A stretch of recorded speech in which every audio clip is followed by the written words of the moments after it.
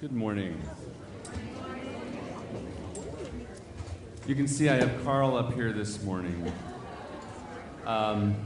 He asked if he could be out just while you came in this morning because he wanted to look at your dreams, and they're all floating up over your heads. I do want to ask how many of you slept with the Rosophias last night? Whoa. And so, how many of you noticed a difference in the quality of either rest or sleep when you did that? Wow. So, who slept better? Whoa, lots. Anybody sleep worse or less? Some. If you slept less, did you feel that it was because of a lot of energy going on? Yeah. Oh, you slept with the Azeshtilite too?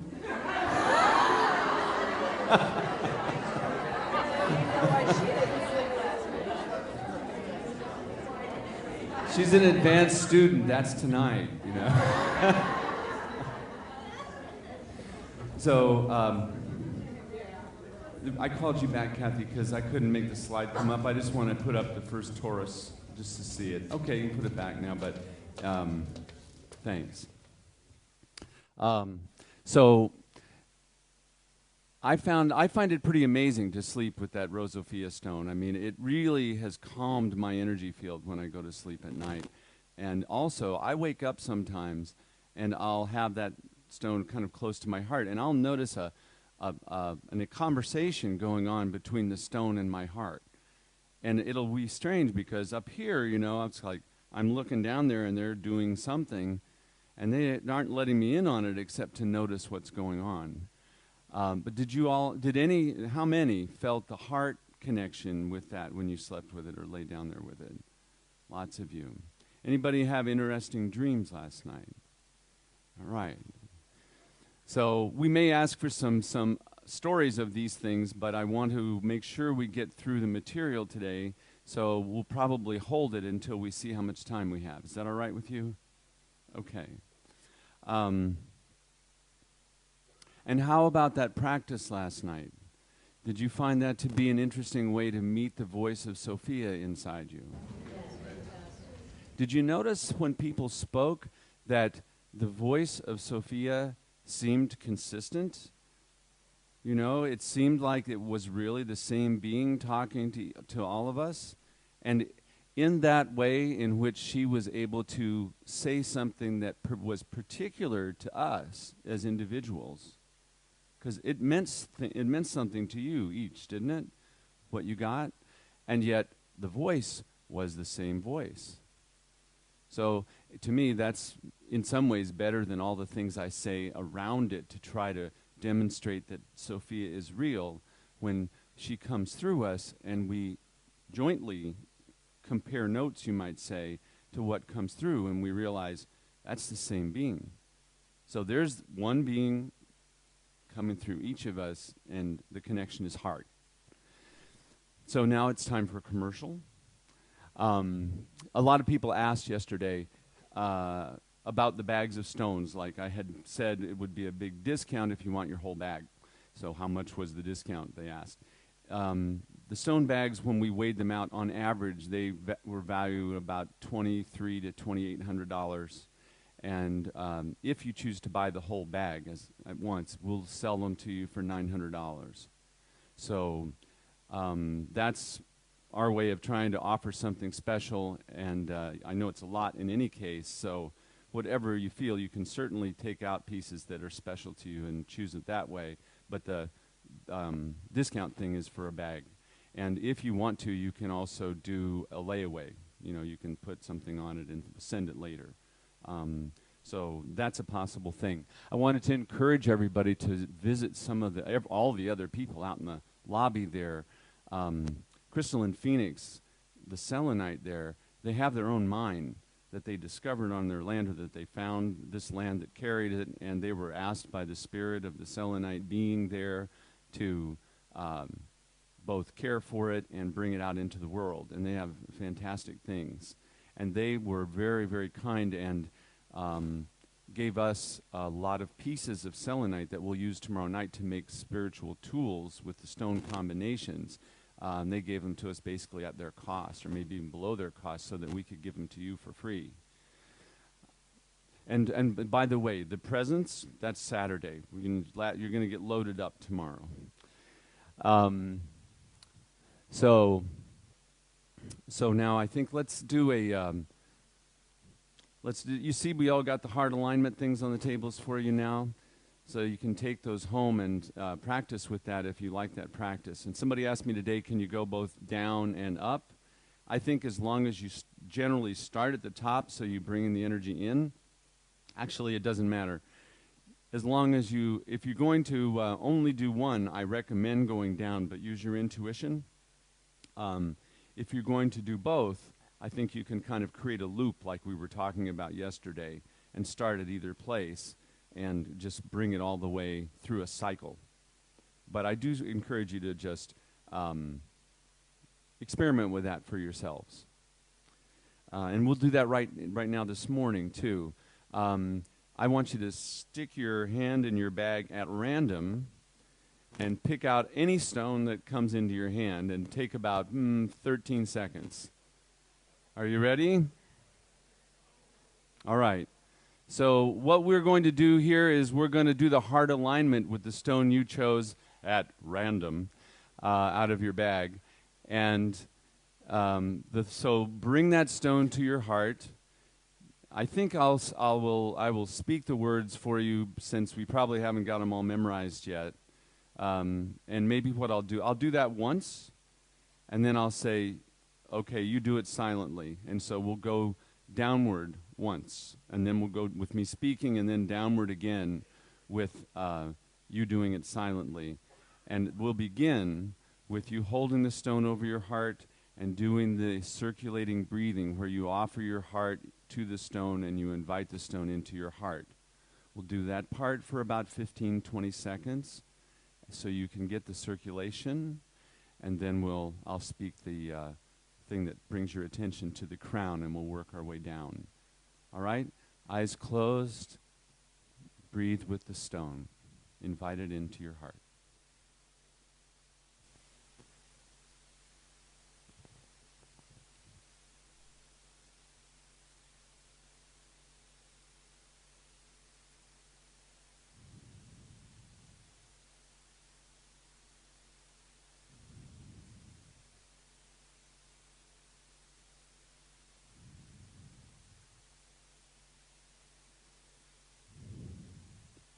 Attention to your crown. I am that I am.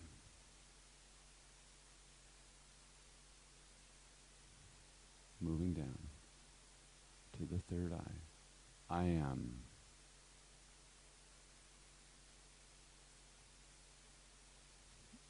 Flowing to the throat. It thinks.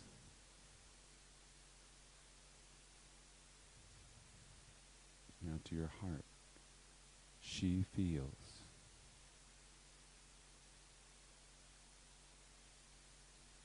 To the solar plexus.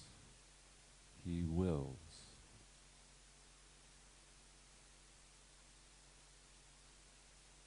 Extending to the hara. We share.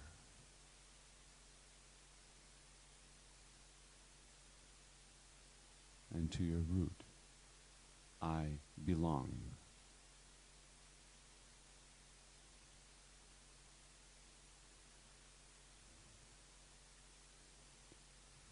Now in silence, go back to the crown and do it without my words.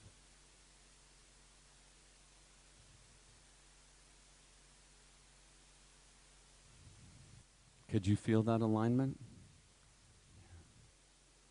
Could you feel the quality of the stone being that chose you for that?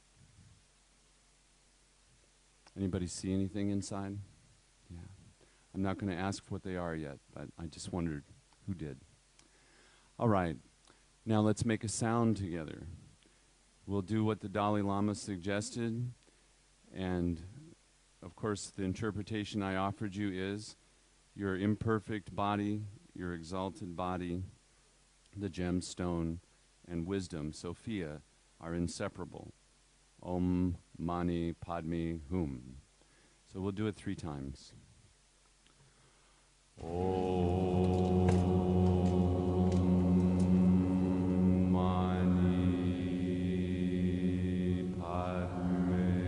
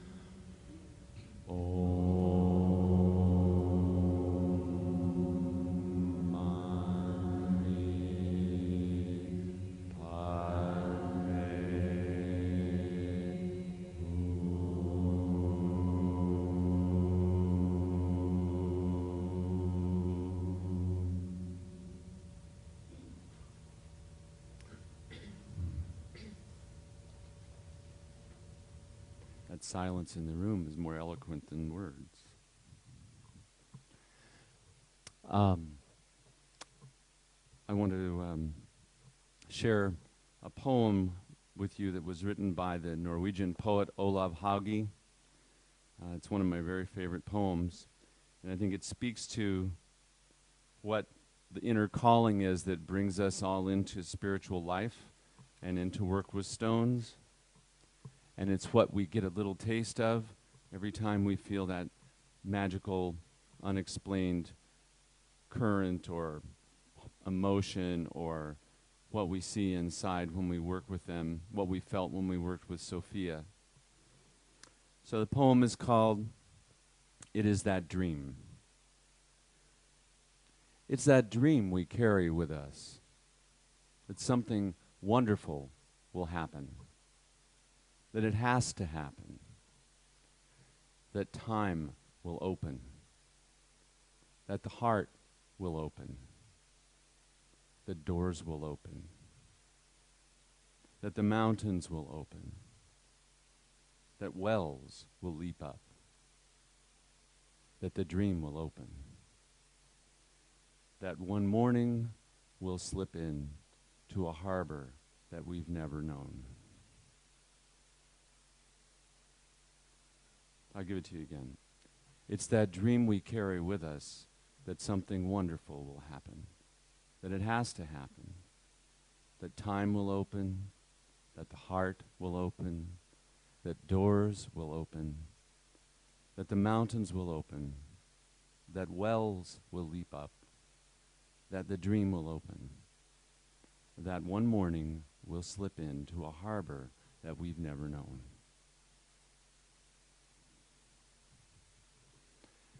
I think that might be this morning. What do you think?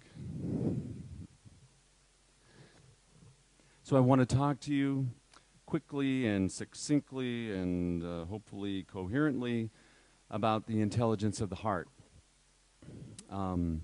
We felt ourselves meet Sophia in the heart yesterday. In the new consciousness, the heart is the center of the self.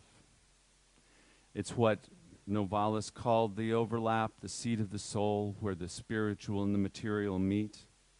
One thing I noticed that I liked was if you take the word earth and you take the last letter and bring it round to the first, it's heart. I thought, whoa, somebody was thinking there. So the heart in our body is intelligent. One of the things I learned when I read Joseph Chilton Pearce's book, The Biology of Transcendence, which I recommend for anyone who wants to learn about the heart from many dimensions at once. The heart is 60% neurons. You know, we were taught that the heart is a muscle that just pumps, and like, how in the heck can a muscle have intelligence? Even though the ancients said that the seat of the soul, that our real I was in our heart. Pearce has noticed that if they count the neurons in the heart, there's more neurons than muscle cells. So they're not as big as the muscle cells, but that's how much concentrated capacity for what we call thinking is in the heart. The heart doesn't have any language, although it's not always true. But in general, the heart speaks to us in images. So when you see an image, or it also speaks to us in feeling, urges. And how many of you have felt that urge well up from your heart when something moves you? And when you see something like in a film or in a conversation that brings tears to your eyes, those tears tend to originate in the heart. So to me, the heart's gesture is that up and out, and it sometimes will be quiet and it'll come up to my mind as an image very often. And when it's important to the heart, it comes up in that emotional surge. So I'm sure you all know that from yourselves. Now, one of the things that is sort of a guide for living that I always tell people whenever I'm in a workshop is what my wife Kathy taught me, which is anytime you're in a situation in which it feels stressful, and for a matter of fact, in every situation, but especially it's needed to be remembered when it feels stressful. It's a simple thing. When you notice the stress rise, stop. Observe without judgment. That's what you do from up here. Observe without judgment. Drop attention to your heart. Ask from here to here. Ask your heart, what's my best response to this moment? Listen, and whatever the next thought or urge is, follow that. Joseph Pierce says the heart always acts for the well-being of the whole. Have you noticed that the place in your heart is the most generous place in you? It's when I listen to my heart, it's always saying, offer. And it's interesting because the heart is actually a generator. So one of the things I like that's wordplay, but it's very real, I think, is that if we want to generate something, the best way to do it is by being generous. They have the same root. And so when, and even a generator of an electromagnetic field, you can see that image. In fact, would you put that image of the torus up? Okay. That is a top view of what they call a torus field. And a torus field is like this sort of donut-shaped thing. I think it makes sense now to me at last why Homer Simpson was so fascinated with donuts. He was really in tune with the inner structure of the universe. Universe. But the torus field is what all electromagnetic fields look like. They have a central generating point. They go out in this sort of donut shape. From there, the energies circulate back to the center. So it's like you remember the Ouroboros from the other day. It's like that. It's a generating field of circular or spiral motion. In fact, I read that a torus is a three-dimensional spiral. So if you can just put your head there for a moment, I can't explain it, but I can feel it. So that's what goes on when our heart generates the electromagnetic field, and that's one of the things I wanted to mention. Not only has the heart got intelligence, it has a way of perceiving that's outside the five senses. It perceives through the field it generates. The heart's electromagnetic field. Do we have a slide of that? There. That's from the people at the Heart Math organization. Is this podium in your way? Here, let me see if I can... Oh, Carl! Oh... It's not that bad, Carl. There's no need for suicide. Come on, come back here. Can you see now? Okay. So the heart generates the field there, the central field of about 3 feet out from your heart. That is a very strong electromagnetic field. It's much bigger and more powerful than the field generated by the brain. You've seen halos around holy beings. And sometimes in the images that artists do, they show double energy field. They show a big one here and the small one here. I think that's really accurate. But the heart has a measurable electromagnetic field. And if you have the right kind of probe, you can take an electrocardiogram from anywhere in that field without touching the body. And not only that, but the field is holographic.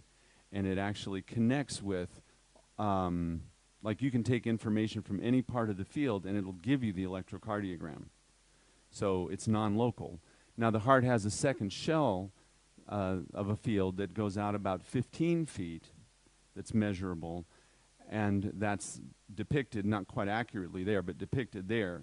So when we are in the room with each other, especially if you're sitting at the table, you're in each other's heart field. And so that's one of the reasons why group activities can generate more than a lot of times you can do on your own. I mean, it isn't entirely true because you can tap into the universal heart field and the heart field of the earth and so forth. But we do synergize with each other when our heart fields are meshed. And the heart field goes out beyond that into immeasurable, because their instruments can't measure it, but the heart field goes out beyond that basically as an invisible quantum wave field that's in touch with every other object in the universe. So it's a very scientific metaphor for the idea that we're all one. And it centers right here.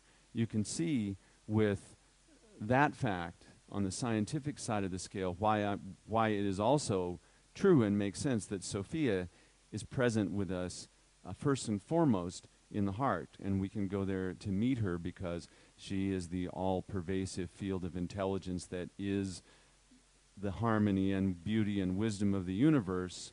And since our heart field, our heart center, is our point of origination of our own field that connects with everything else, it's really the same thing. I'm saying two different ways. You follow me there? Did I go too fast? All right. So we do have our free will. So this offering from the heart puts something spiritually into the field that is only there when we choose it. Now, our heart meets Sophia another way. You know, I said Sophia was the future coming to be, right? The heart, let me see, what's the next slide? Oh, right, here, I want to show you this too. That's the Earth's electromagnetic field. It's a torus, just like this, just like ours. So we are nested in an electromagnetic field that is a resonant likeness of our own. Or it's another way of saying we're little clones of the Earth walking around on it. Show us the next one. That's the electromagnetic field of the sun. So another torus. Would you so you see how these things keep going. You know, the alchemist said, as above, so below. And that's like saying, you know, as great, so the small.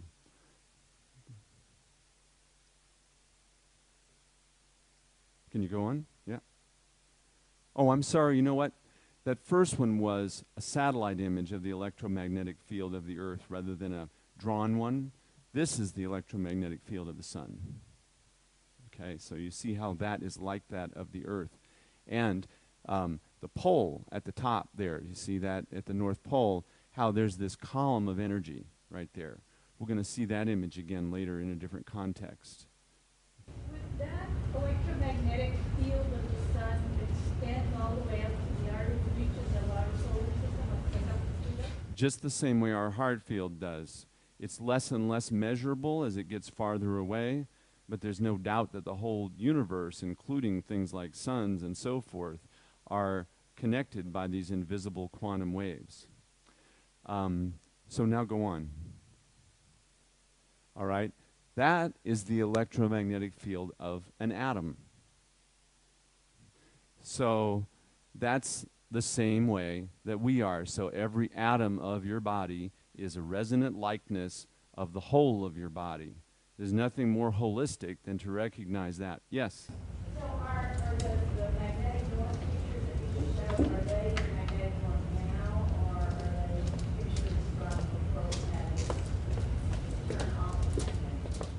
I understand the question, and I don't know the answer. I think that these are probably before pictures, but it's a guess. I didn't look at that information. Even when the poles move, and they do, the Earth's poles have moved many times and have upended many times. When you get north and south reestablished, the field is shaped the same way. By the way, as a little fun fact on the side, when the meteorite that was Moldavite hit the Earth, it reversed the magnetic poles of the Earth. And that's something that we found to be true when we were writing our book on Moldavite, Kathy and I saw an article in the New York Times the last week that we were finishing the book, and it had something in it about that meteor strike, and it said that reversed the magnetic poles of the Earth. So, you know, there's these physical events that have spiritual resonance, and I feel certain that what we experience as the energy of that very powerful stone is also reflected in the genesis of it, in that very earth-changing event. It was several years before I was born. I think that was, it was 14.8 million years ago. Yeah. So another thing about the heart in the future, as I want to go on here, is the heart is connected to knowing what's coming. I said that we meet Sophia through the heart. The Heart Math people, and this is a great organization, Heart Math, has done a lot of research about the heart and its intelligence, and that practice that Kathy's been doing all her life that I told you about, stop, observe without judgment, drop to the heart, ask, and follow. That's what the Heart Math people call freeze frame. They've come up with that very same practice themselves with a few differences. But in theme, it's the same thing, and that's the way they teach people to bring their brain and heart into coherence. It's an important thing to learn to do. I find Kathy's practice the easiest and very simple to remember. Now, Heart Math did an experiment. They got a lot of people who were trained to bring their hearts and their brains into coherence, and they had them sit in front of a computer screen. And they had those people say, okay, you're in coherence. When you're ready, push the button and we'll show you an image. The computer will generate an image. They had the apparatus set up so that there would be a 10-second delay. You push the button, 10 seconds pass, and after 10 seconds, a random generator of choice, like a randomizer, in the computer, a program that would just pick things at random, would pick one of 50 images. And that image would show up on the screen. 10 of those images were upsetting or negative-looking images. 40 of them were benign. They watched where the coherence went of the heart and the brain as people made these choices and then saw the images. Now, as you would expect, when the upsetting image comes up, the heart and the brain go out of coherence. They go into negative or disjointed vibration. The interesting thing is that they found consistently over 2,500 subjects that the heart went out of coherence 4 to 7 seconds before the image was chosen by the randomizer. So the heart could feel the future coming. And nobody knew. Even the scientists didn't know what image was going to come up. The computer didn't know. Nothing happened in that 10 seconds until the end when the randomizer picked it. So that means that the heart was able to access information outside space and time, before space and time had even generated the present moment. So that's my great piece of evidence for you can meet the future coming to be through your heart. So I didn't get to all this yesterday, and I really wanted to do that because I wanted to give you the information about your heart and why that's the center of the work with the stones. What's our next image? That's Alex Gray's, the artist, Alex Gray's picture of the torus in us. He calls it the spiritual energy field. Can you see how the field of energy, like the electromagnetic field, goes right up through the chakras? And it flows out and then comes back in through the bottom, or you could say it flows out through the bottom and comes back in through the top. When we're really aligned, that's what it feels. That's what it is. That's what's going on. So see the next one. This is Alex Gray's next image in his series of these paintings, and it's called the Universal Mind Lattice. Now, when I said that we intersect with all these other torus fields throughout the universe, that's what this is. You can see there's several of them going vertically, and if you look at the image, they go back into connection with other torus fields and other torus fields and other torus fields, infinitely. There's a book. Let's see, is there another image there, or am we going on? Oh yeah, that's important. This is something that was drawn by a writer named Sat Prem, and I mentioned him yesterday. He was a disciple of Sri Aurobindo and the Mother, and he was working on human evolution in his own body. He was following the teaching of Aurobindo and the Mother, and they were saying that this energy, the supramental force, the divine energy that wants to come down through the so-called North Pole up here, like we saw that probe looking thing going into the sun, that is a metaphoric representation of what Satprem experienced physically, which was this divine energy that wants to pour into us and ground itself in the earth. And you can see there's a flood trying to go through some small channels there. And that's how it felt when he opened himself up. It was difficult as well as fantastic for him to do that. And once he got it going, it just kept going and kept going for the rest of his life.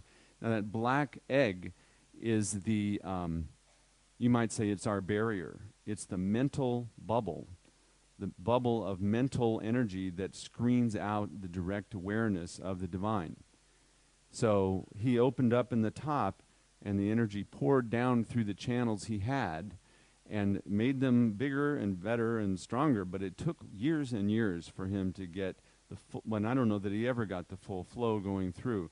But notice also how he intuitively drew what is basically another torus, just like we saw with Alex Gray. All right? So now I want to, I think we're done with that part. Yeah, oh no. So here we have a couple of holy beings, and you see that they've been depicted with the heart radiant in the center. When we're realized, that's the way our energy will feel, and feel to others, because as our toric fields connect with each other, there's resonance, there's influence. Everything influences everything else. So these great pure examples of it were shown in this image, and you can see that radiance coming out. It's not quite a torus, but it is suggestive of the radiance that we see in that image of the spiritual donut. And this is an alchemical image of,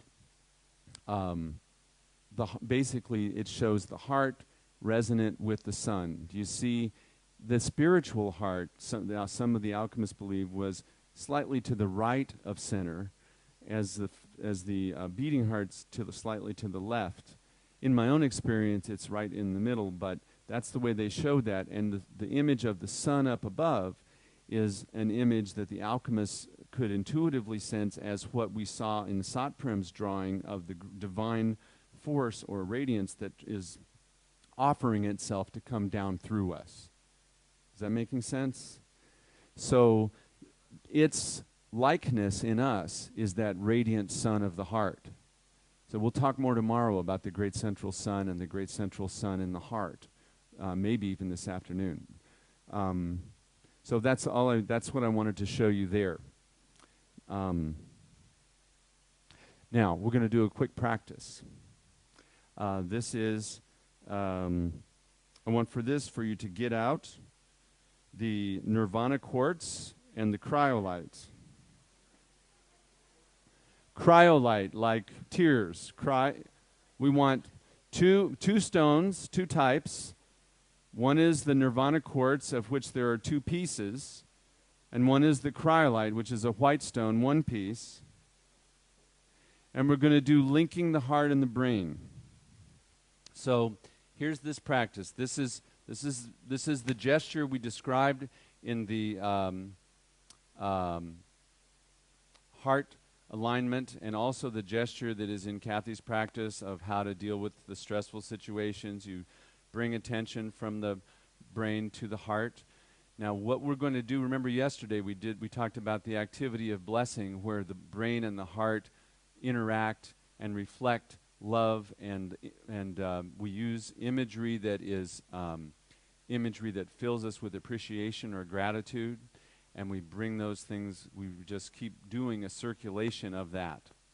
Now you're going to find that nirvana quartz, when you hold it to your third eye and your heart, is going to accentuate the circuit between your third eye and your heart a lot.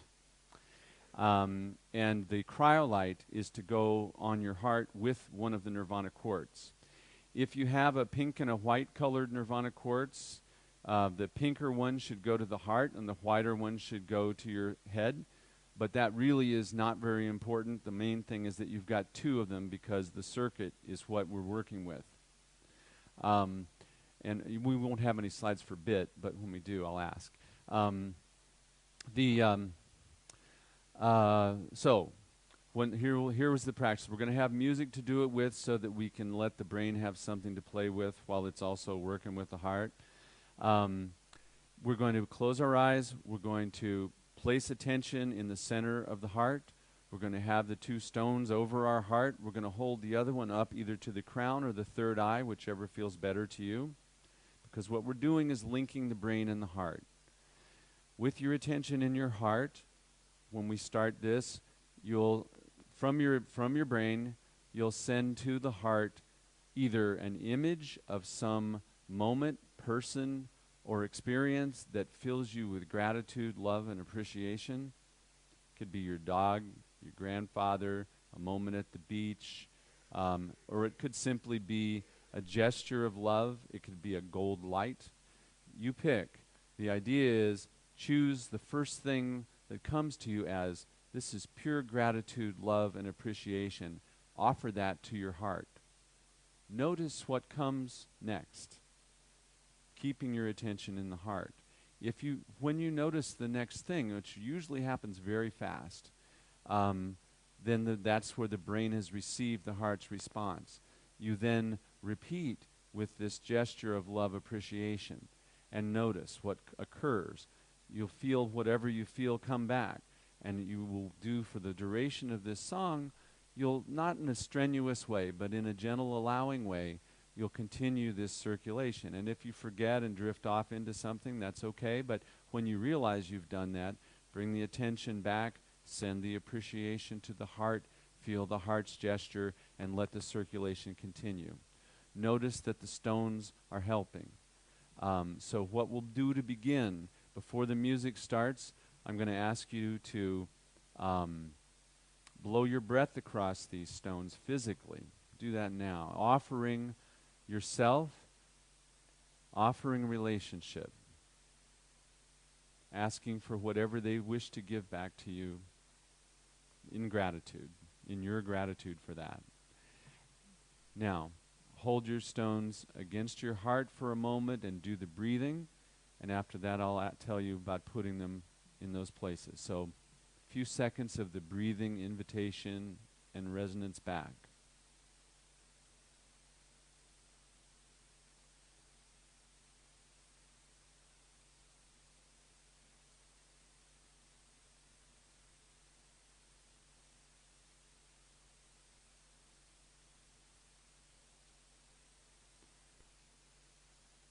Okay, now bring the one nirvana quartz up to your head. Keep the other two at your heart. Invite them to do their work. Notice what is occurring in your body. In a moment, I'll signal for the music to start. Then you begin the process of circulation and reflection of love, gratitude, and appreciation between the brain and the heart.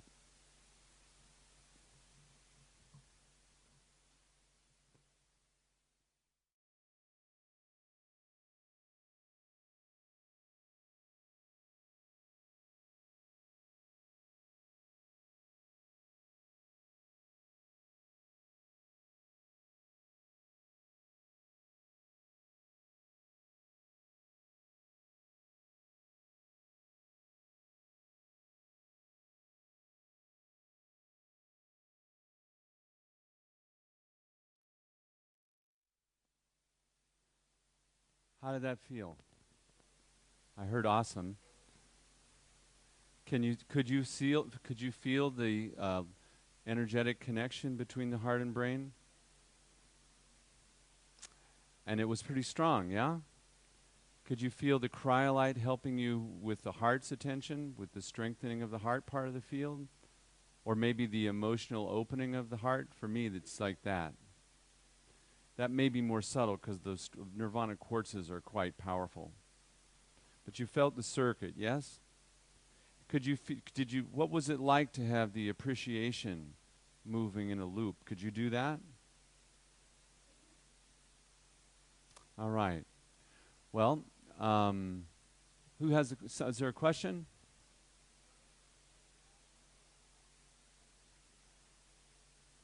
One moment, I'll get the microphone she'll get the microphone to you.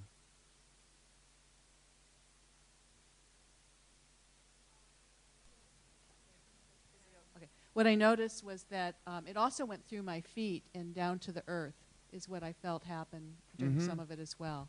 That's great. Anybody else want to say something really quickly about that experience? Then we'll have a break.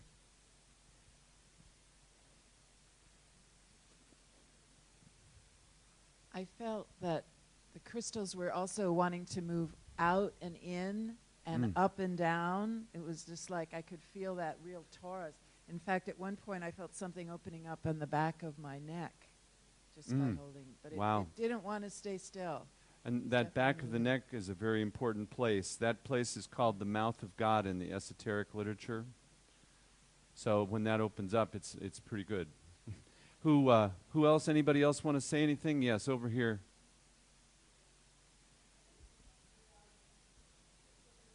Wait a second. Yeah. Nirvana crystal beings were dancing around me and asked me to dance. Closer to your mouth so we can all hear you. Is that it? There you go. All right. So the Nirvana crystal beings were dancing around and said, dance with us. And I ended up being like a dog or a cat that did a flop. Wow. They kept dancing. They were dancing with her. Anybody else want to say something? We got a couple up here.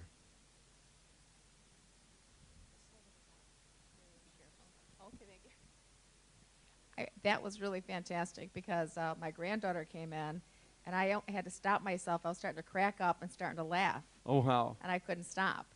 So that was fun. And then I had the same experience with the dancing. Wow. Yeah, it was pretty fascinating, and it was fascinating. It was wonderful. It reminds me of that dream I talked about yesterday where the beings are going, dance or die. Dance or Who would would you like to speak? We also got the dancing. You did? Yeah. Say. There was a being that connected. There was a being that connected with me, and she said her name was Lyra. And when I connected with her, all of her beings came around, and I was filled with all this light surrounding me. And they said, if you share with me, I'll share with you. So there was this like waterfall that was being flooded back and forth, back and forth. And when I said, it's too much, they said, it's never enough. And then they just kept flowing me and just flowing around me. And I just felt this overwhelming like feeling going up and down my spine and through my body. It was really wonderful. Oh, dancing, that's great. It was just fabulous. Well, that's a part that I wasn't, I should have brought up as that activity as a dance. So I think, let's see, I got to say something to you quickly about Nirvana quartz and cryolites so you know who they are in terms of their little story of where they came from. Cryolite is from Greenland. It's a really, really rare mineral. It's one of the hardest minerals to find of all the things that are in my books. There was a big deposit of cryolite found in Greenland in the 1950s, and it was so useful in smelting aluminum that they mined it all up and used it to burn and smelt aluminum. A little bit of a waste, but we did, rescue enough that there's some to offer out to the crystal community, and we always try to get it whenever there's any in a collection that we can find. But it, to me, is the one that really is a stone of deep, compassionate empathy. And it generates or offers us the opportunity to embody deep, compassionate empathy. And I wanted that empathy in ourselves, for ourselves, in this practice. That's why we used it. Then the Nirvana quartz, it comes from northern India in the Himalayas. And it was revealed just about 4 years ago as global warming caused some of the glaciers to melt. They were under the glaciers.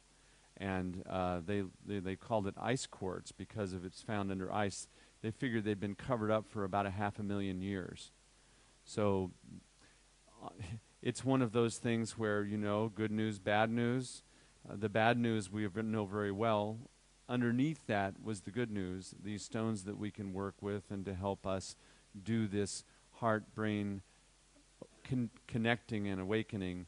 And the way that they're formed so oddly is caused by the fact that there was calcite in the ground with them, and the calcite crystals formed, and the quartz grew themselves around the calcite, accommodating themselves to the calcite.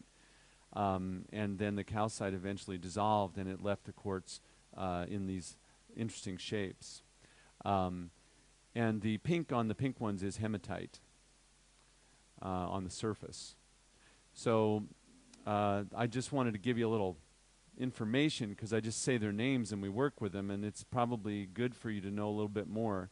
Now, we have so much material to do this morning. I do want to have a break. I know you need a break.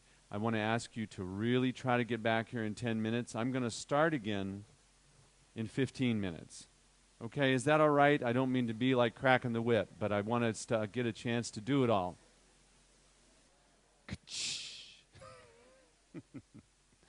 Ooh, I'm going to do that every time. Did you see that one? And everybody just stopped.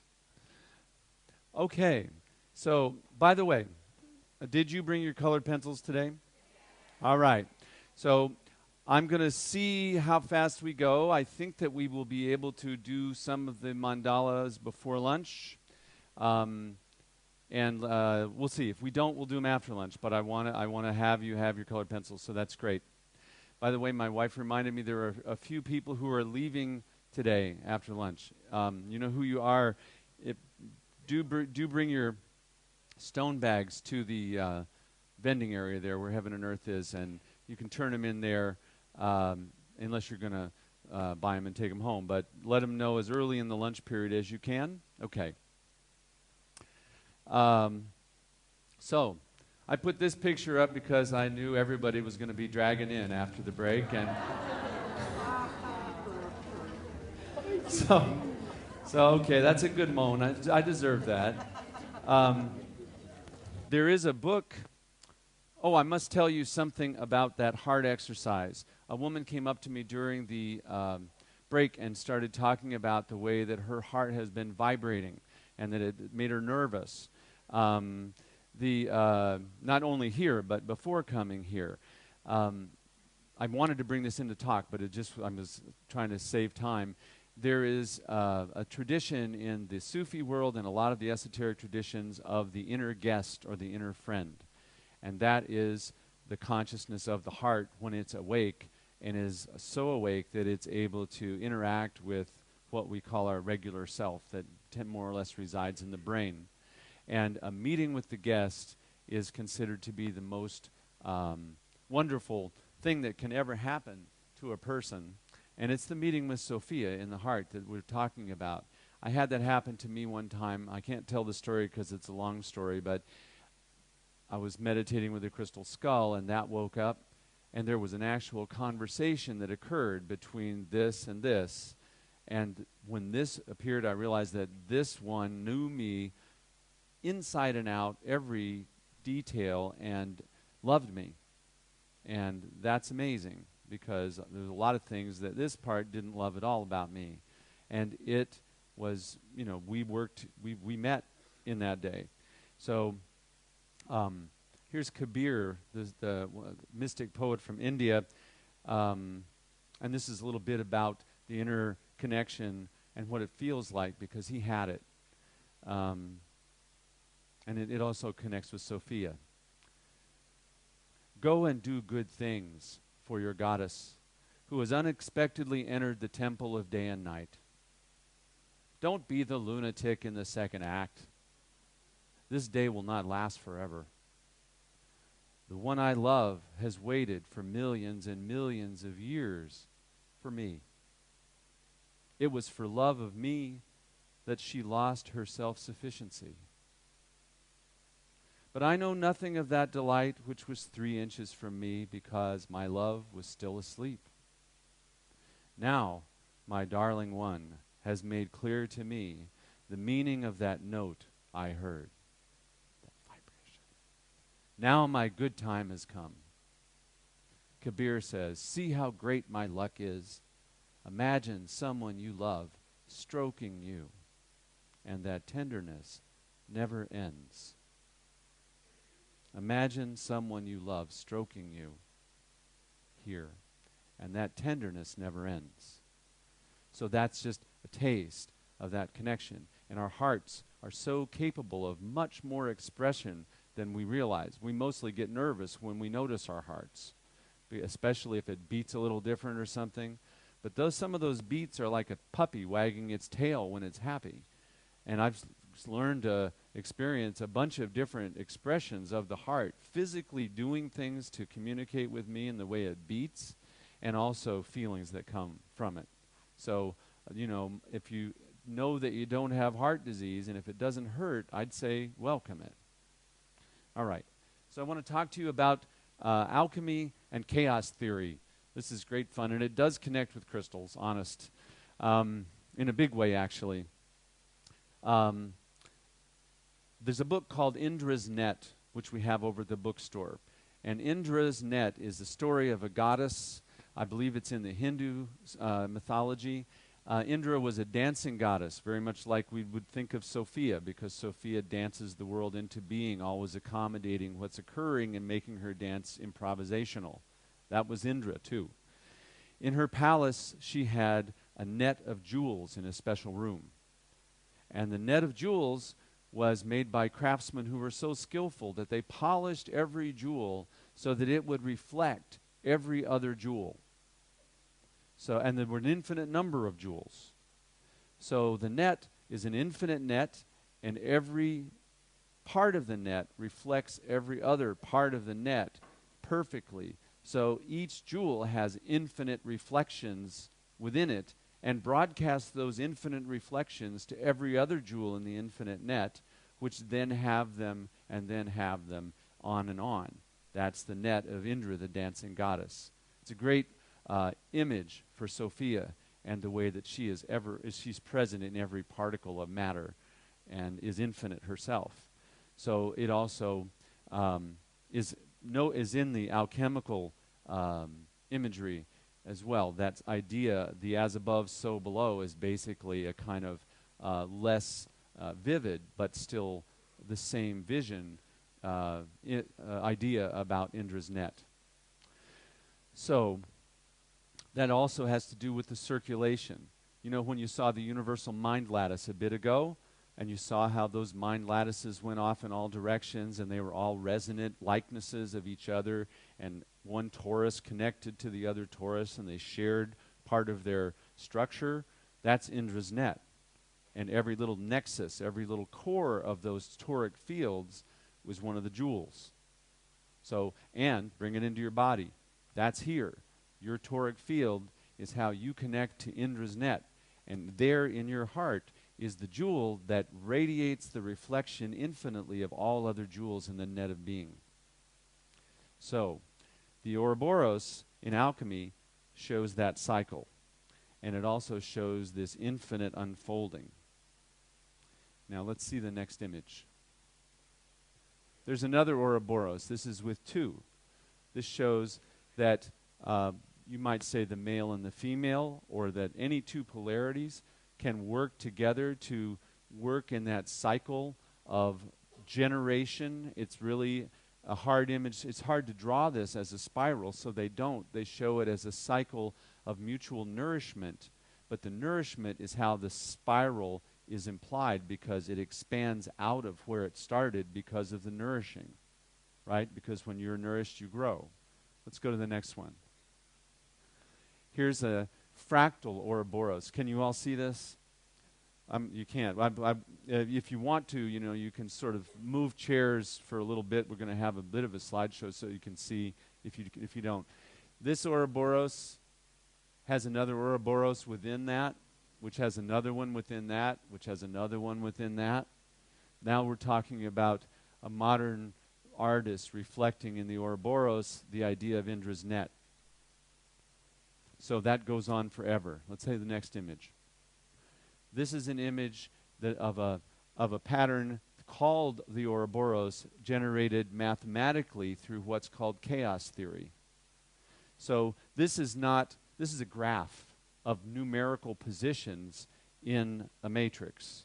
In other words, when they do the math calculations of this certain kind of equation, and you put them in a computerized graph, it shows up like that. So that toric generating field, what that means is that within the invisible world of mathematical relationship, the Ouroboros field also exists. Let's see the next slide. That's a spiral from what's called the Mandelbrot set. The Mandelbrot set, have you all heard of it? Not some yes, some no. There's a mathematician named Benoit Mandelbrot, and he was working with mathematical equations that fed back into themselves. So this is not like what you learned in arithmetic, but it's understandable. It's very simple equations. They have one side of the equation, there's some numbers, and they're either multiplied or squared or different sort of operations. You get to the product, and then there's this thing that looks like an equal sign, except it has a little arrow on each side pointing both directions. And what that means is they take that result, they feed it back into the starting value, and they run the same equation again with that number in it. And then they run it again with that number in it. So that creates a kind of infinite progression of different sorts of numbers that will either go to 0 or they'll go into infinity. When they graph this, they get patterns like this. Now that pattern is obviously the spiral, and it's very much like the Ouroboros. Let me see if I've left anything out. Let's go on. This picture, just for fun, is an Ouroboros shape. Can you see on the right side the thing that looks a bit like a snake's head? Right? And see the shape and all that? That's the as above, so below example here, because that's a nebula in outer space. So that's the Ouroboros Nebula. Give us the next one. Okay, this is a picture of the Milky Way. Can you see? This is a little harder to see, but coming from the right, there's this bulge there, and it's headed towards the left. That's what is viewed by some people as the snake's head, swallowing its own tail in the spiral of the Milky Way. Can you see that? And then that white and black one just shows it a little more clearly.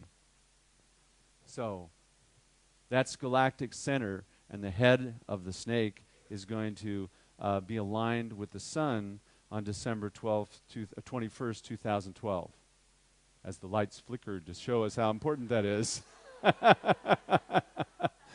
So that's just like, whoa. All right, next one. Here's the idea. Here's the sort of your basic fractal. Now, fractal is a word Benoit Mandelbrot, the mathematician, coined to express the kinds of calculations that he was coming up with. And he was trying to look at, is there a resemblance between the mathematical relationships he worked with? And I'm not going to try to explain them because it's hard for me to even understand the math, and I don't think I could really teach it. But what he was looking at is, how do we use mathematics to try to describe the world? You know, we've seen the mathematics of Euclid with the triangles, the smooth forms, the circles, the stars, and all that, and there's a lot of work in sacred geometry that makes use of those ideal forms. But Sophia is not giving you a world made out of pyramids, triangles, and things like that. Now, you know, there are some connections to what they call the flower of life, but you really have to draw those connections. You can't walk outside and see it. So Mandelbrot is saying what kind of mathematics could give us images that describe the way nature actually is, and fractal seems to do that. Now, the yin and the yang is kind of a philosophical fractal in that there's the light and the darkness, and each contains the seed of the other, so it's complementary. It's a bit like the Ouroboros in that way. Can you feel that? I know I'm going fast. Let's do the next one. Now here's a yin-yang in a fractal. It's not a fractal, but the philosophy of what's fractal, the feedback pattern, right? The feedback, you've got both sides of the yin-yang, then you've got the circle that contains its opposite, and then that has within it two circles that contain their opposite, and that goes on infinitely also. So that's a kind of modern representation of that old Taoist idea of the union of all polarities, and this says that it repeats and repeats endlessly. What we're going to find is that through repetition, the way those calculations go on endlessly, we'll begin to see emergent forms that show the patterns we do see in nature. And that's, so Mandelbrot was trying to figure out how to use math to measure coastlines. And see the next picture. All right, this is called the Sierpinski triangle. And this is just an exercise in the repetitive feedback. And the reason I'm giving you all this is we're using feedback to generate the energy that occurs between us and crystals. And the energy gets infinitely greater the more that we repeat the feedback. So here's an example of that's done in geometry. You start with an equilateral triangle, and then you take the center points and you draw another triangle with those three center points. And then you take their center points and you draw another set of triangles. And you continue, you repeat that process, repeat that process, repeat that process, and the triangles get smaller and smaller. But if you tell the computer or whatever is doing this generation for you, say, just keep taking the center points and make another triangle. Down, down, down, down, down, infinitely. That's the way that goes. Let's see another one. So that's a color representation of how that works. Can you wrap your, I mean, you don't have to like totally wrap your head around it, but am I giving you the impression? Okay, let's go. So this is called the Coke snowflake, not Coca-Cola. But there's a mathematician named Koch who came up with this one. And now we see a little bit of resonance with what we have shown to us in sacred geometry. But you start with the equilateral triangle. Then you go 1/3 of the way between the 2 points, and you draw another triangle. That creates the Star of David. Then you repeat that pattern again with each of those triangles, and you get this outline. Then when you go again, you get that outline. Then the next, and those become this snowflake pattern.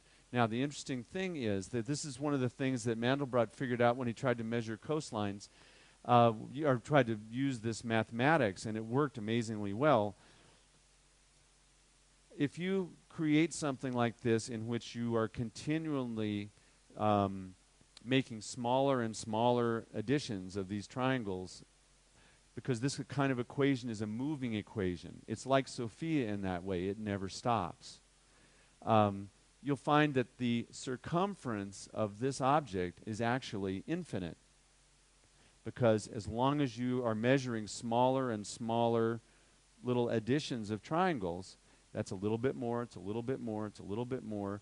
And if this is a growing, moving thing that isn't just these 6 but keeps going, there is no end to how many little measurements ultimately describe the circumference of this thing. So we're looking at infinity. One of the things that has occurred to me is that Euclidean geometry is the mathematics of, the ones we learned in school. That's the mathematics of perfection, right? These are the perfect circles, the perfect squares, all that. That's kind of a male geometry in a certain way, because that's a masculine sort of flavored idea. Perfection, static perfection. Plato was thrilled with it, but he was very good about other things too.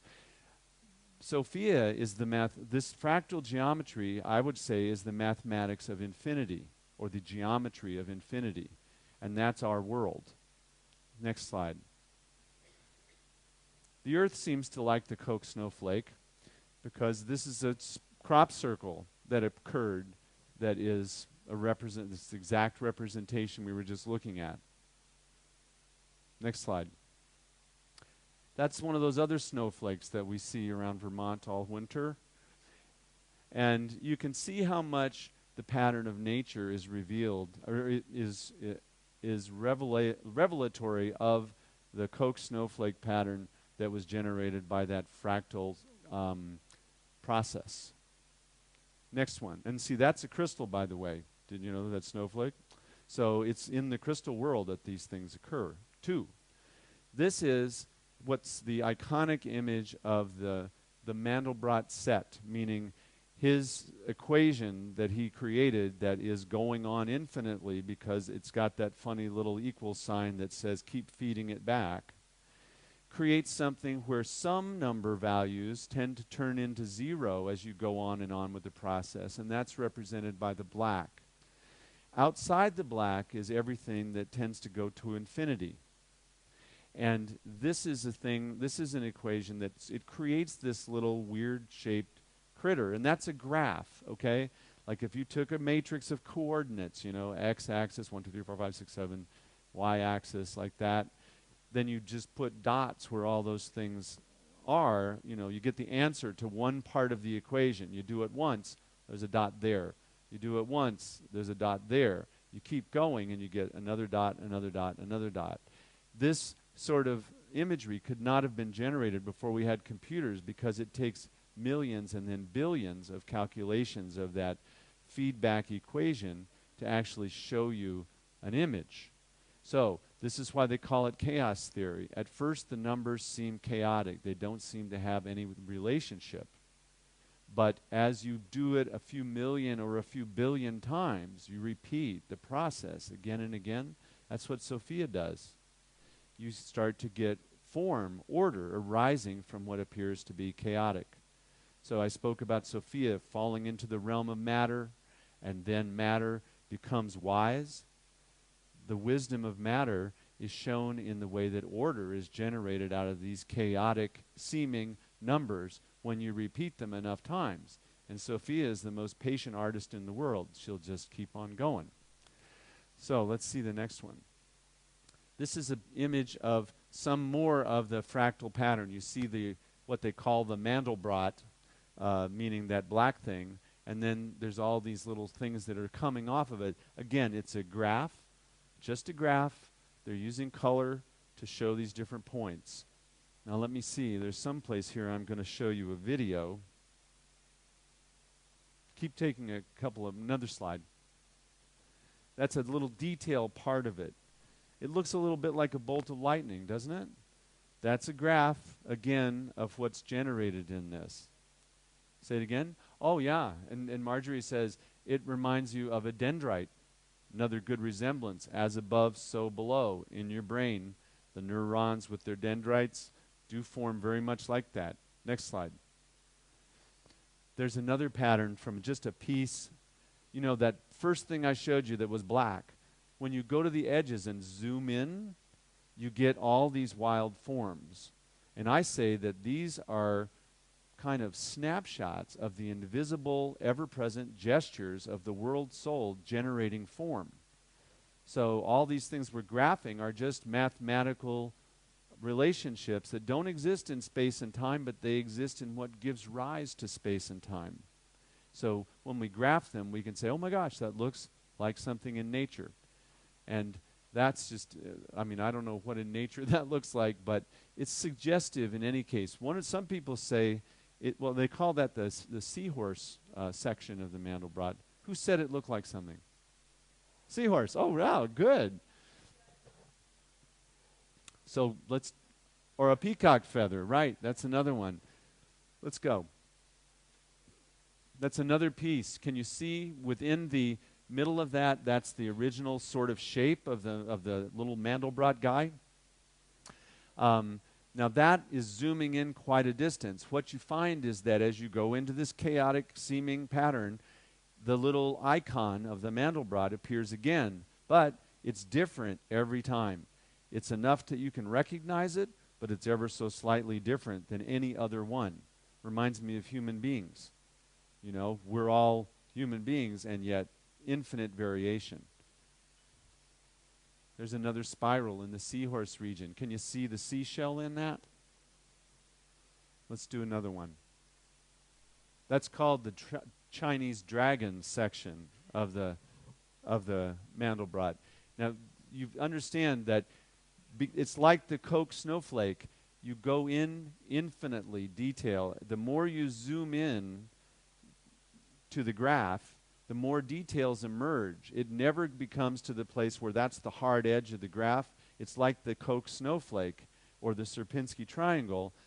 If you zoom in with a magnifying glass, metaphorically, you don't get, oh, well, there's the line, it's over. You get more detail emerging the deeper you go. And that's what Sophia is doing, I believe, in the universe. And that's why the universe can be infinite and ever emerging the way it is. Next one. Can you notice anything familiar there? Let's do another one. Now, some people, including me, have likened the Mandelbrot icon to a Buddha sitting in the middle of his field. So when people look, you've seen the Tibetan imagery of Buddhas in their field with all the other deities ensconced around them like that. It's really very much like this. And one of the things that people say is that about these graphs is that they are not only resonant with what exists in the outer world, they are resonant with the world of inner consciousness. And so what is seen in meditation by the people who draw these mandalas is representative of the inner pattern that underlies us in consciousness as well as in matter. So the spirit and the matter are fully joined, and these mathematical discoveries are beginning to show that to us. Another one. See all those red spirals around him. It's another, I wish we could turn him 90 degrees, because then he's just like sitting there amidst the world of consciousness. Go again. Now look at this. This is what's in fractal geometry is called a bifurcation pattern. This cartoon version, it's made by choice points. Every time you reach a point in the equation where it can diverge, it'll turn into one branch, another branch, one branch, another branch, one branch, another branch. It's just like, it's another way that, like the way the Sierpinski triangle and the Koch snowflake worked. Every time you repeat a choice, it creates a branching. Now, you can see that this is totally generated by the equation. And this is what it looks like in the real world. Let's do another one. So remember the fractal spirals we looked at? This is one of the nature's iterations of that. Let's do another one. See that one? That's Hurricane Katrina.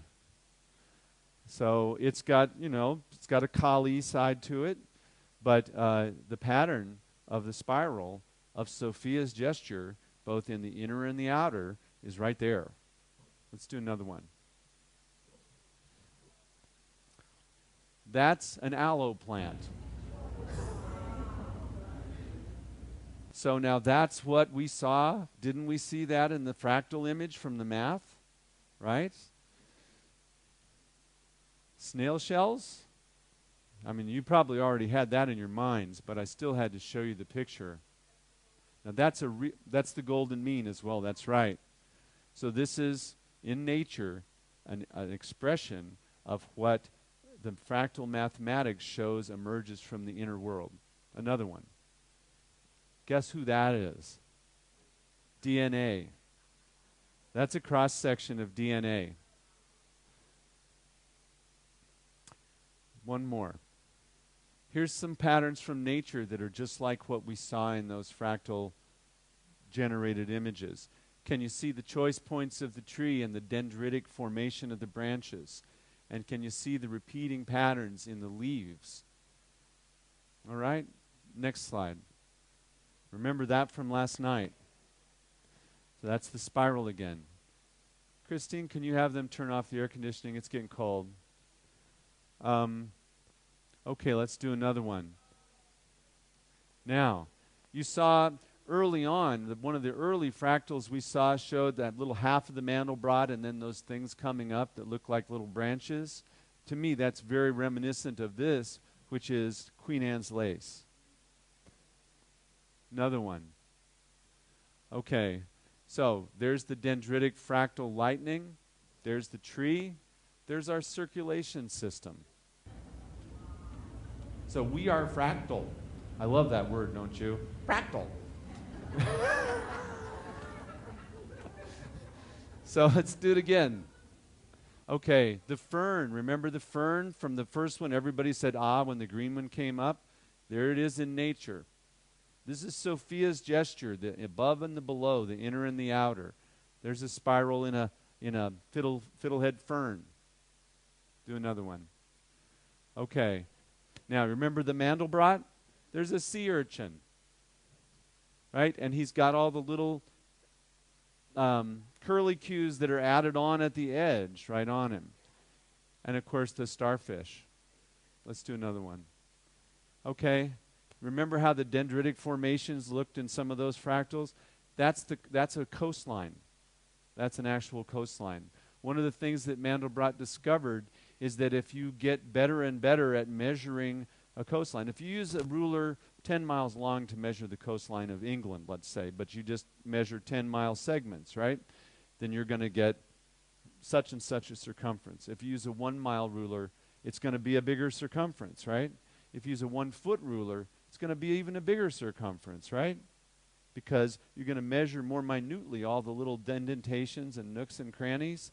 If you use a 1-micron ruler, it's going to have a lot of nooks and crannies, and it's going to be a longer coastline in terms of what you come up with.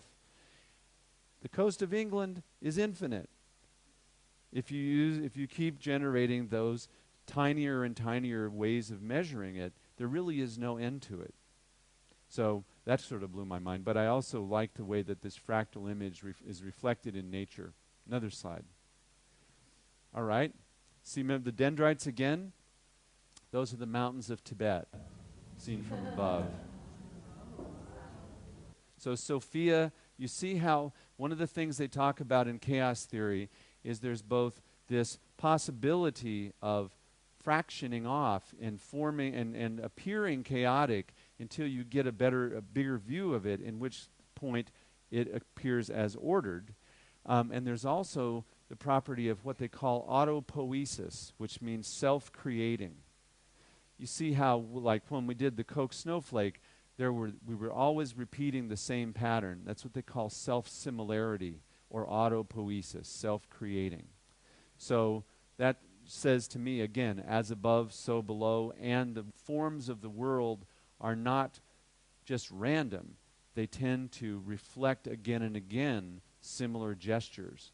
So the mountains of Tibet look like the dendrites in the brain. Go on. Jupiter, that's got the swirls that we'll see in part of the Mandelbrot set. Next one. There's the peacock. Remember that eye of the peacock that Marjorie pointed out? You see how much that's like that? Next one. Crystals. Those are dendrites within agate. So dendritic agate shows the fractal pattern of both the lightning, the brain dendrites, and the mineral dendrites that you see there. Next one. There's some more minerals that are showing this self-repeating, what they call autopoietic or self-repeating, self-similar structure. By the way, that one in the top left in the room over there, there's the Naika selenites on top of one of the shelves. They came out of that cave. That's the cave that has selenites 40 feet long and 5 feet thick. That was discovered in Mexico about 20 years ago. Next one. Even human art reflects the fractal patterns that we are ascribing to Sophia. Intuitively, instinctively, we express what's within us. That's the temple of Borobudur in Java. Next one. So, the seahorse pattern, the spiral, again, we've got it in a crop circle. You know, there's controversy about what makes crop circles happen. Some say aliens, some say hoaxsters, and some say the earth.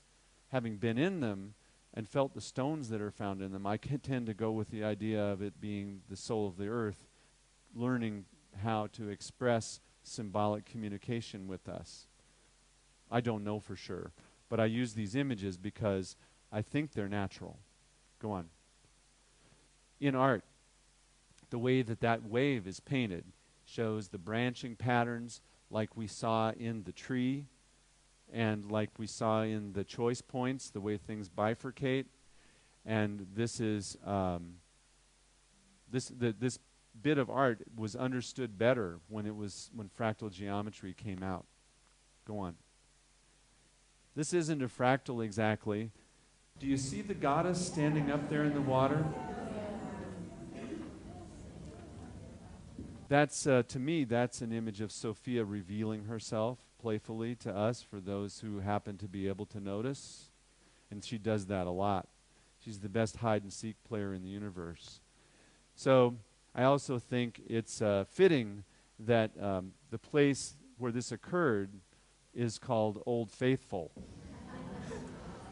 That's a good name for Sophia. So this actually, I wasn't going to go to this yet, but this is a mandala that is was drawn by a woman named Emma Kuntz from an inner experience of the grid of the heart. And I'm going to come back to this when we do the mandala pieces. So I'm going to help get going here. Is this pretty interesting to you all? Okay. Now, how do we get out of this? Oh, yeah. How many of you have heard of the butterfly effect? All right.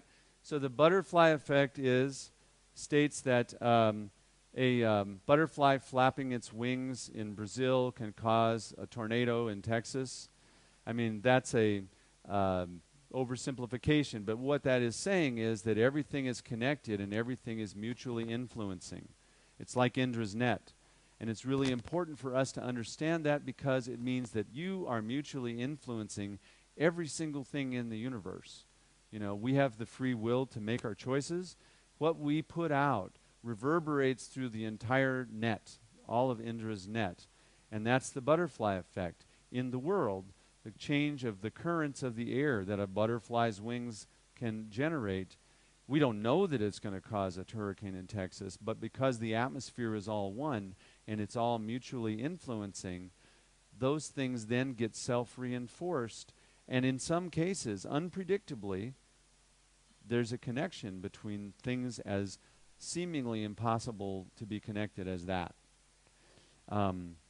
David Bohm, the physicist, says that, you know, mutual connection is the rule, isolation is the exception. So that's one of the reasons why I go through all this with you, is I want to get it into your hearts as well as your heads, that every gesture you make affects the whole of the net. So now we're going to do a zoom in on the Mandelbrot, so you'll see what I mean about the way the detail emerges. You can do that full screen, Mo? Okay. Go. Now watch this. When it goes, we'll start at the beginning of the Mandelbrot icon, and then it's going to zoom. And you'll see what emerges as we get closer and closer, and we start examining with a magnifying glass that detail that's on the edge.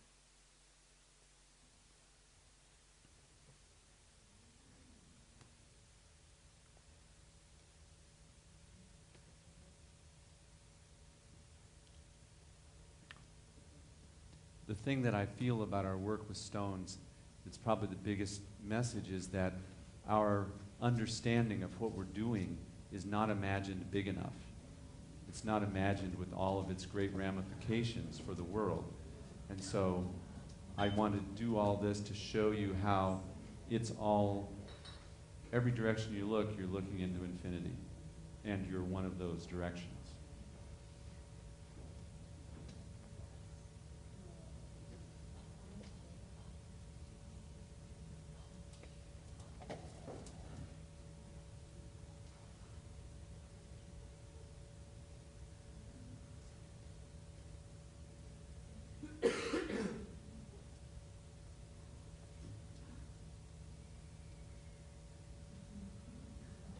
Remember, this is a graph done by a computer of something that exists but is invisible.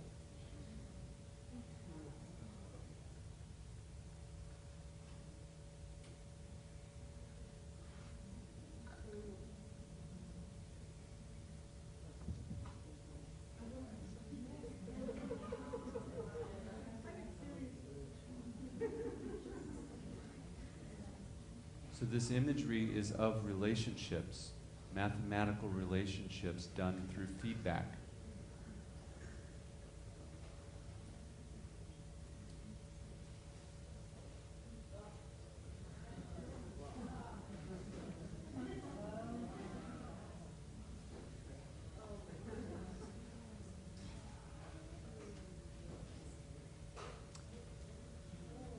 See how much order and beauty arises out of what appears from the surface to be chaotic, or even invisible, even not there at all.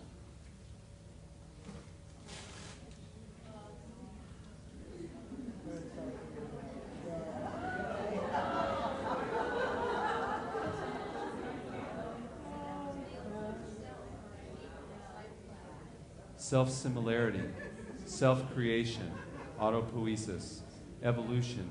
It's not the same one we started with, although you do recognize it. Okay. Thanks. Yeah. So, all right. I want to show the next video now, too. We're going to, before we show it, I just want to say a couple of words to you. I'm trying really to make sure you get all the best things I have for you, which is why I keep moving like this. The mandalas. You saw how those things look like things that are mandalas, and the mandalas enter the world out of our consciousness. When we work with our stones and our colored pencils to generate mandalas that reflect our inner perception of the stones as beings, we're bringing into the world what is in consciousness generated by this invisible relationship with the stone. So mandala is basically the word for circle, but it's always been, in many, many cultures, been viewed as a sacred pattern, iconic of the relationship between ourselves and the divine, and not only that, but as an entry point to our relationship between ourselves and the divine. So you meditate on mandalas in order to find your resonance with the divine. We're going to see in the next video that within fractal geometry, within that same set of equations that's the Mandelbrot set, there are areas of the territory in the graphing that evoke mandalas. You already saw some, but where do you see this? So we'll look at that, and then as we get ready to do our mandala work with the stones, you will have had these generated mandalas of what is coming to us from the invisible realm of this mathematics to show you what you already know and see inside. It's going to start, the size of this screen. The zoom is going to take you, it'll take about 5 minutes. The zoom is going to take you to a place where at the end of it, what you will have gone down through the microscope to the place where the original image will have expanded to bigger than the size of the universe. That's how infinite this goes. And there's really, you could go on forever. It would never stop generating patterns of relationship. So can you see the other one there? That's it. Sure. Can somebody turn off the... Can you bring the house lights down? I don't know where that is. Might be over there on the corner.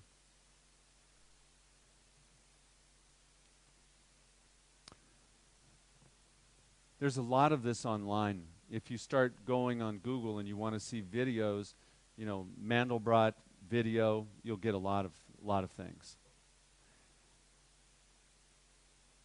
Okay, so here we go. We're going to start here. You're going to see a whole different region of the graph, and it's going to look different than what you've seen, but anyway, we'll take a look. Go.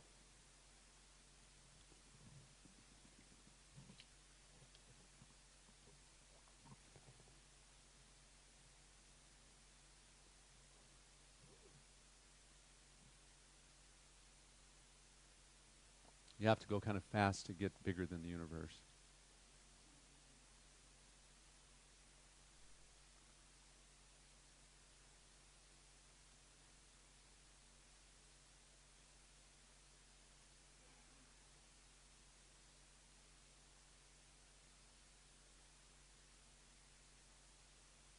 And you might want to just let yourself get meditative while you look at this.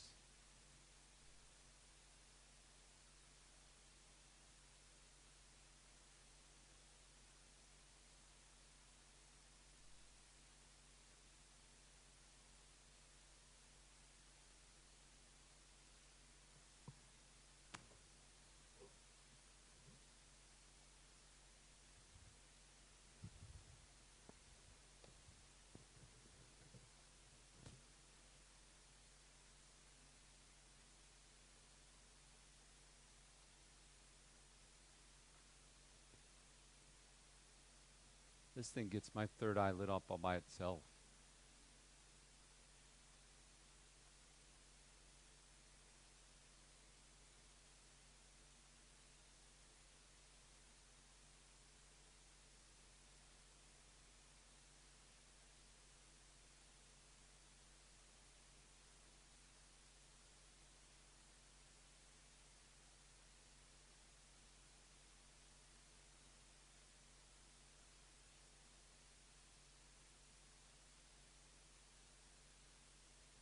You see how the kind of self-similar patterns we're looking at in this region are different from what we saw before, but they're very much resonant with one another.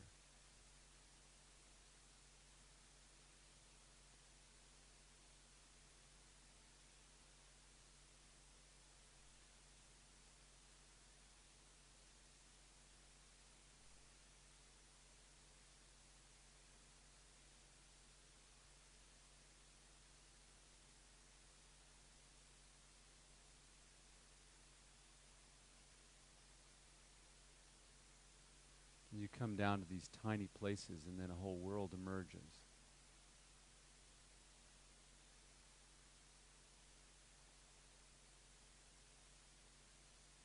Mandala.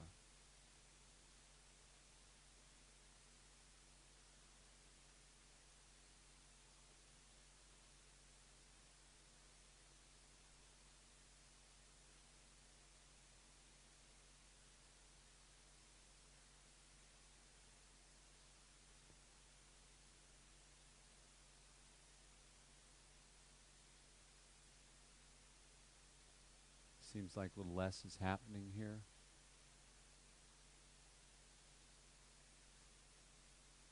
Not really.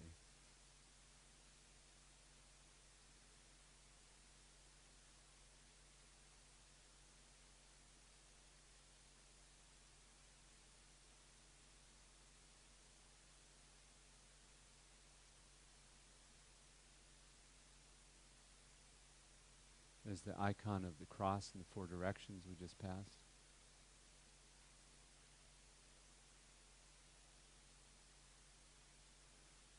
There it is again.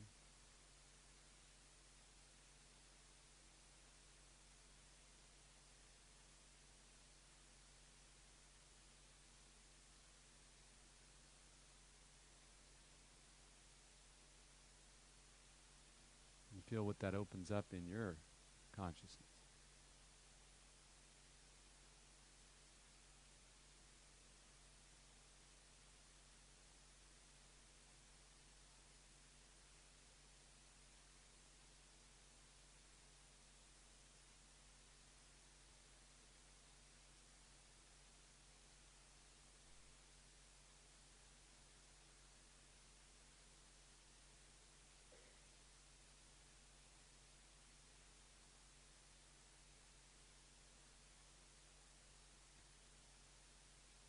This is this self-regenerating feedback going on infinitely.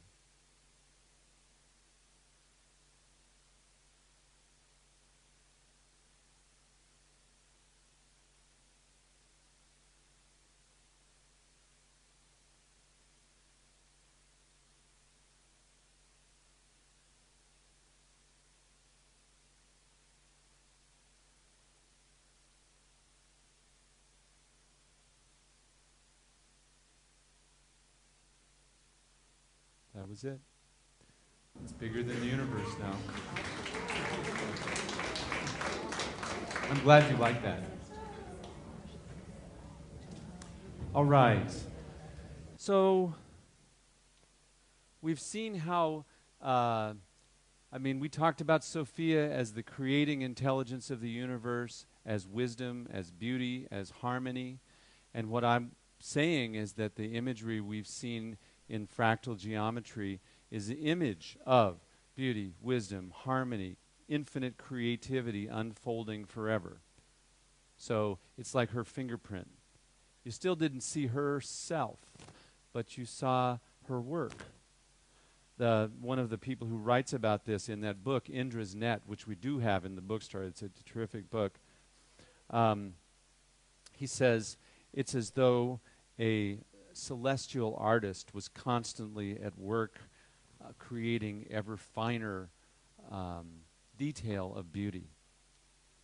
So I think that's a good example of her and what she is. You know, it's the big piece to understand that I keep forgetting and remembering again is that it's consciousness. It's all this is consciousness unfolding. All right. So here it is. It's 11:25. We've got about 40 minutes before we go to lunch.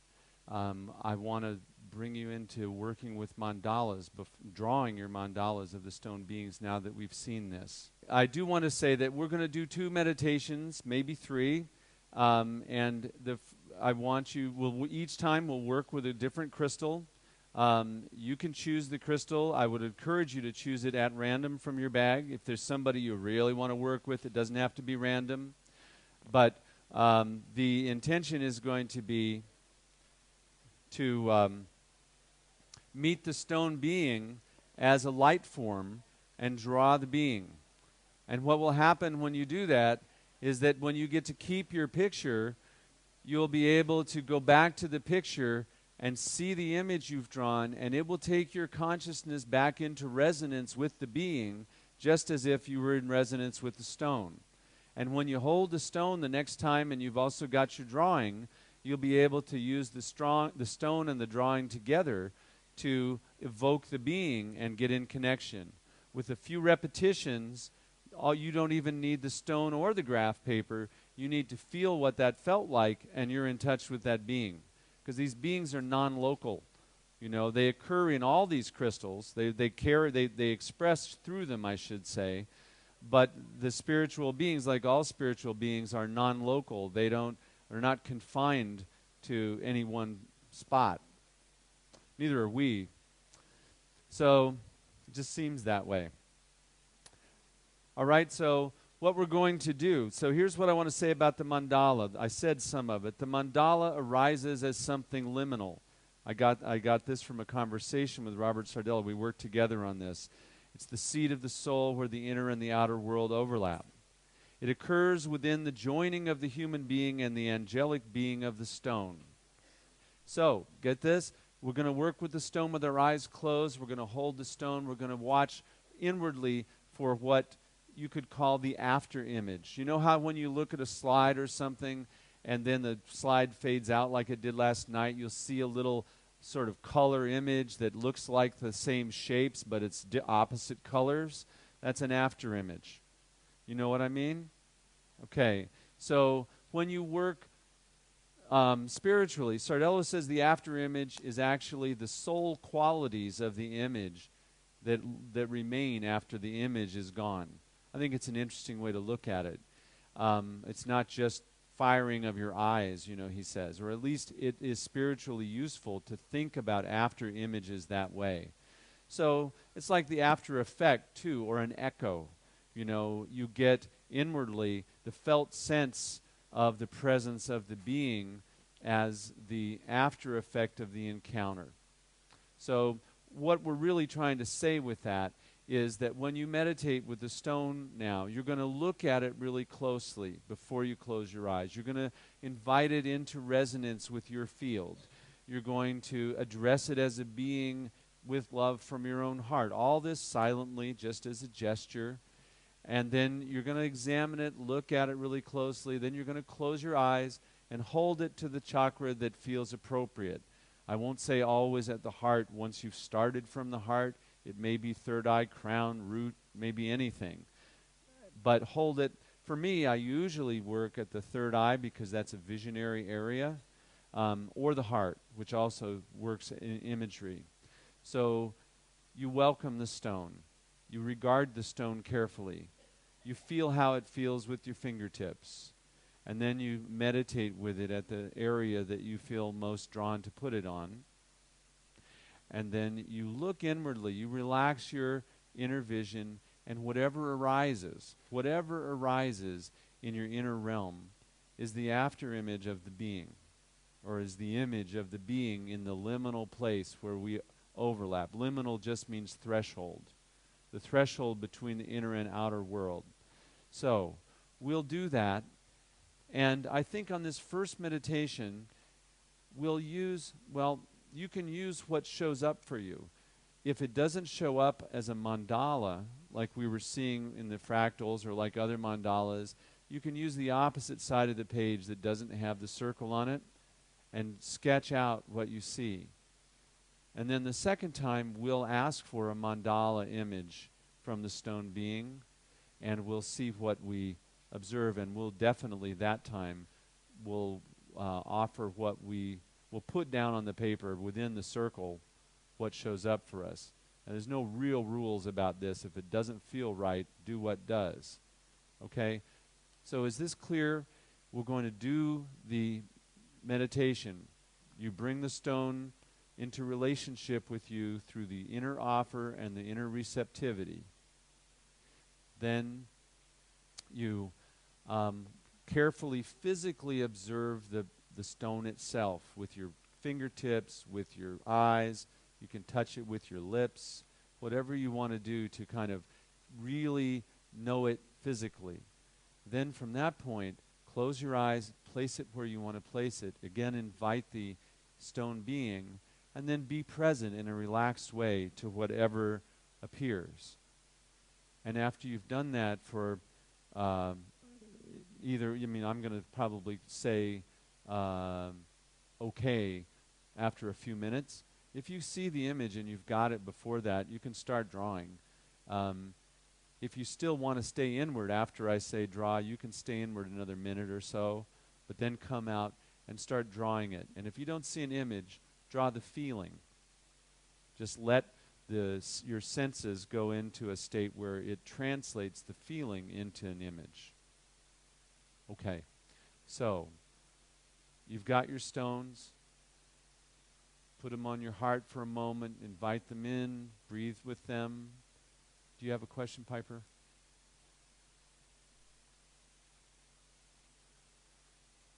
Is this on? Yeah. Could you raise your hand if you need more colored pencils or crayons or rulers at your table? Okay, so Okay, as just keep I'm your hands up and I'll leave come your over. hands up. She'll bring them. Yeah. As we're getting those to you, I'll just repeat that about what you're doing. You're doing this invitation to the heart, offer from your heart. Your exhalation goes into the stone to the being. Your inhalation draws whatever the being offers into your body. And you do that you can be doing it even now while I talk if you want. And from that point, then you do the regarding of the stone. Then you go to the place of meditation on a chakra point. And then you stay in that place until it feels complete, or I call you back, and then you begin to draw.